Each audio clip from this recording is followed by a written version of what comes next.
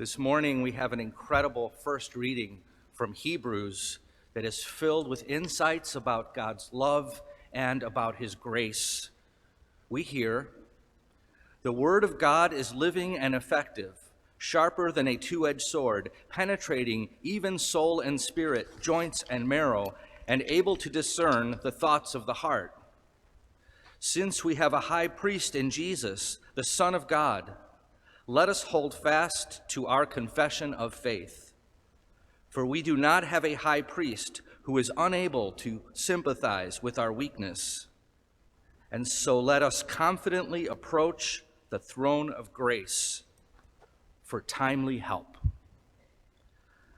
This, my brothers and sisters, is an incredible description of Jesus, who is the Word of God made flesh, whose words and actions are sharper than a two-edged sword and penetrate the human heart, and who confidently invites us all the time to approach the throne of God's grace.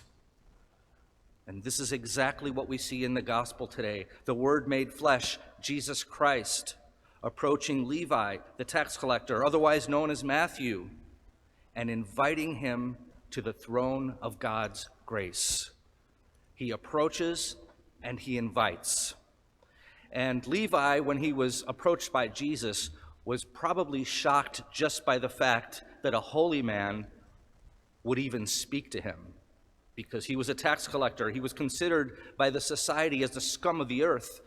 And Jesus, the Word made flesh, approaches him. No scribe, no Pharisee, no other holy man would have done this. Matthew, Levi, is so impressed by this, so moved, that he instantly drops everything and responds to Jesus' call, "Come and follow me." And the next thing we see after Jesus approached and invited is Jesus at the house of Matthew, having dinner. And at this dinner, there are other tax collectors and many sinners. How did they get there? Think about that. Jesus didn't invite them. Matthew did.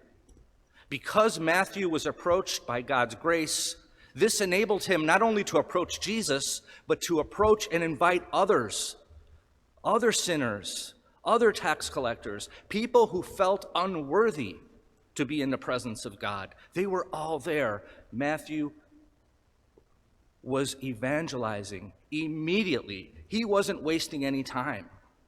And so Jesus was there, and so were the sinners. And of course, the Pharisees and scribes did not like this and criticized him. But the lesson here for us, my brothers and sisters, is that the Word of God approaches us so that we can approach God, and so that we can approach other sinners like ourselves. And so today's gospel invites us to know that we have a high priest in Jesus who is able to sympathize with our weaknesses and who is always saying to all of us each day, "Come and follow me."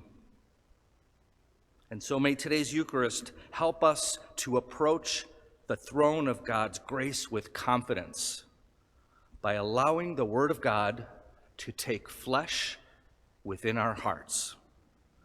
For only then will our words and actions be as sharp as a two-edged sword, so that we may become living and effective witnesses who are able to sympathize with and approach others with the great news of Jesus Christ.